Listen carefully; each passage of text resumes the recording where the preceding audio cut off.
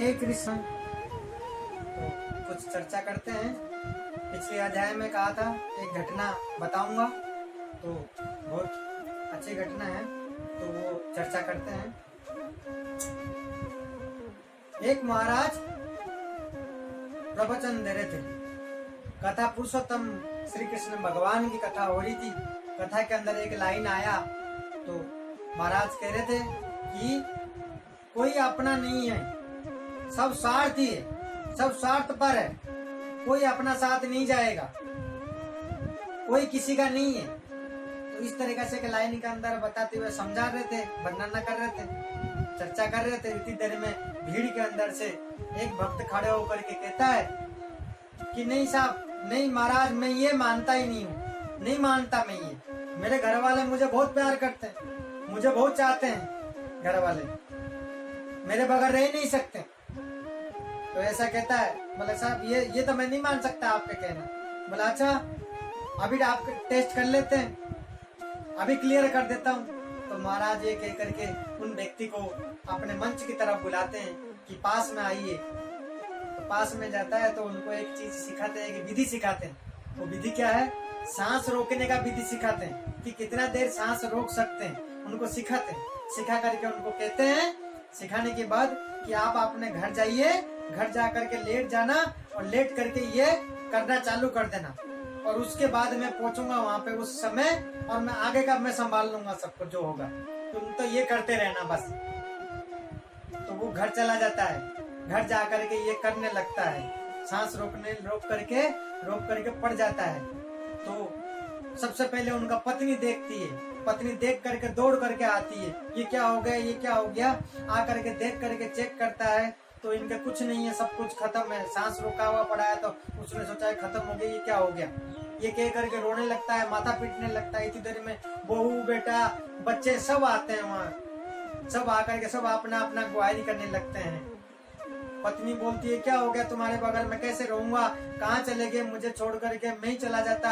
ये कह करके और माथा पीटती है। बहू आकर के माथा पीटती है। बहू बोलती है आपको तो मैंने पापा की समान माना था, आप हमें छोड़ के चले गए, ये वो है। बेटा भी बोलता है, सभी बोलने लगते हैं, सभी इस तरीके से माथा पीट के रोने लगते हैं। पड़ोसी वाले भी आ जाते हैं, भीड़ इकट्ठा हो जाती है वहां पे। तो ये जो अपने पत्नी जब रो करके हाथ ठोक करके अपने ऊपर रो रही थी, तो उधर से वो सोच रहा था कि ज्यादा ठोकेगा तो ये मेरे कहीं सांस कहीं बाहर नहीं आ जाए, पता लग जाएगा। इतना देर रोक रहा हूँ, मेरे ऊपर ही मारे जा रही है, हाथ ठोके जा रही है। तो इस तरीके से भीड़ इकट्ठा हो रही। इतनी देर में महाराज वहाँ पे पहुँचते हैं। महाराज पहुँचते ही जैसे देखते हैं घर वाले, महाराज ये क्या हो गया, आप देखिए कैसे चले गए, इतना अच्छा, इनके बगैर कैसे रहेंगे, ये कहने लगते हैं सभी के सभी। तो महाराज बोलते हैं अच्छा मैं कुछ करता हूँ। तो बोले जल्दी कीजिए, जो भी कुछ करना जल्दी कीजिए। बोले अच्छा एक गिलास के अंदर दूध लेकर के आइए। तो दूध लेकर के आते हैं, उनके सबके सामने फूंक लगा करके कुछ ऐसे दिखाते हुए मंत्र पढ़ते हैं। बोले ये गिलास का दूध को पिला देते, जो भी पिएगा तो वो ये पड़े हुए भी खड़ा हो जाएगा और खड़े हुए भी पड़ जाएंगे। बोले ये उड़ जाएंगे, और वो जिनको भी जाना है ये भी पी लो तो आप भी चले जाओगे इस संसार से।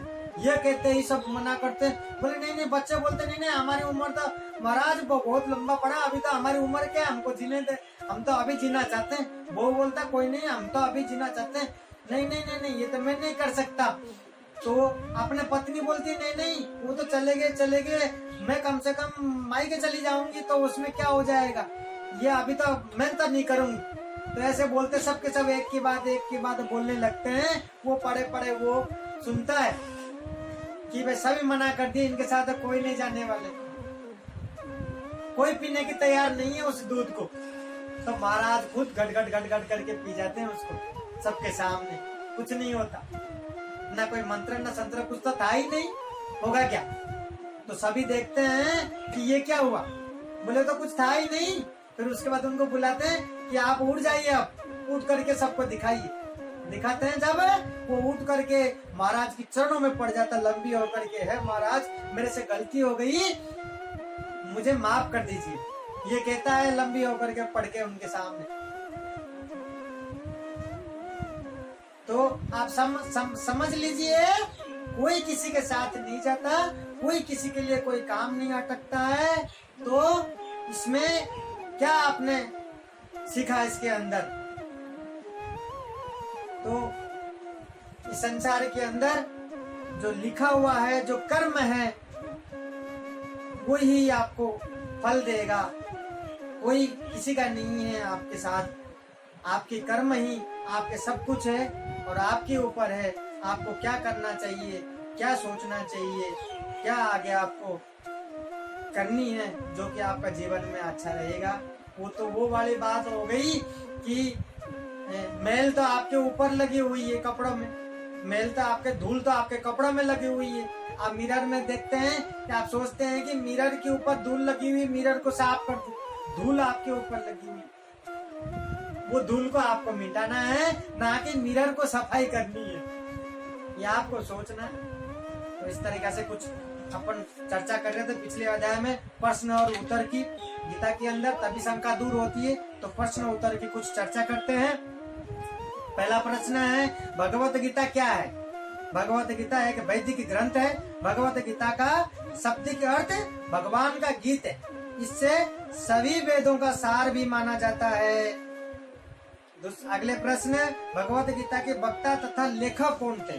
भगवत गीता के वक्ता तथा लेखक कौन थे? भगवत गीता के वक्ता थे भगवान श्री कृष्ण और लेखक कौन थे?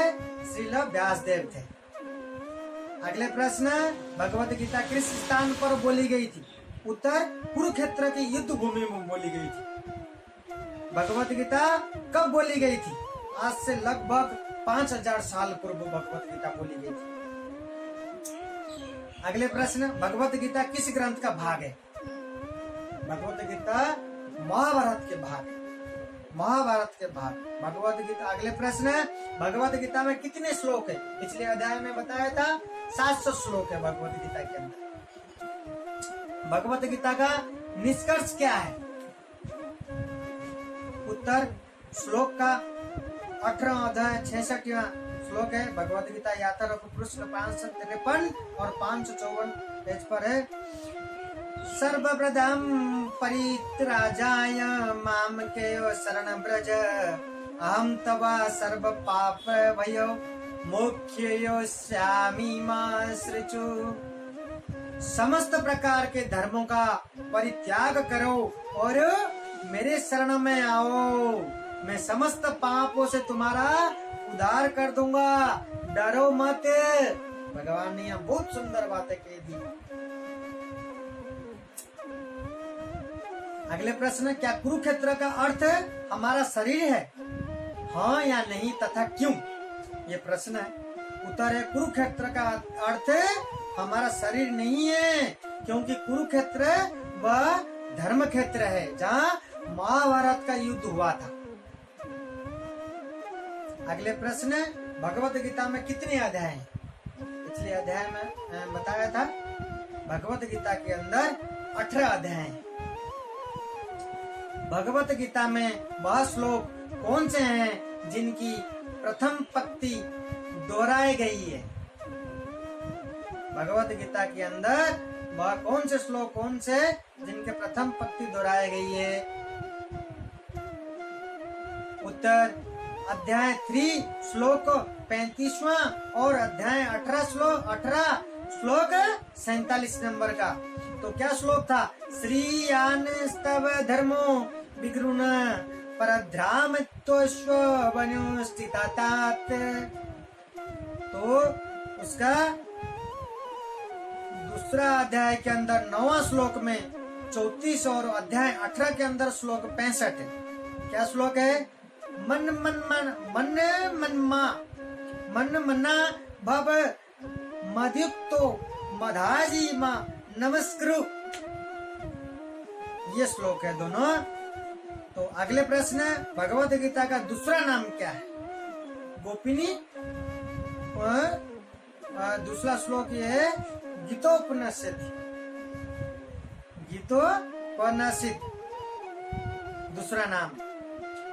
अगले प्रश्न, भगवत गीता में किन 5 मूल्य सत्यों का वर्णन किया गया है? किन 5 मूल्यों का सत्य का वर्णन किया हुआ गीता के अंदर? वो क्या है? 5 चीजें हैं। 1 में ईश्वर, 2 में जीव, तीसरी में प्रकृति, 4 में काल, 5 में कर्म। ये जो 5 चीजें है ये वर्णना किया गया गीता के अंदर। ईश्वर, जीव, प्रकृति, काल, कर्म, इनके बारे में बताया गया है। ये 5 मूल्य सत्यों का वर्णन है किया गया गीता के अंदर।